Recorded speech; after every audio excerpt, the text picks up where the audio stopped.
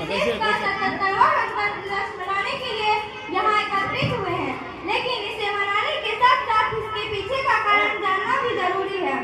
15 अगस्त 1947 को हमारे भारत देश को अंग्रेजों की गुलामी से आजादी मिली थी, लेकिन उस समय हमारे देश में कोई नियम व कानून लागू नहीं था।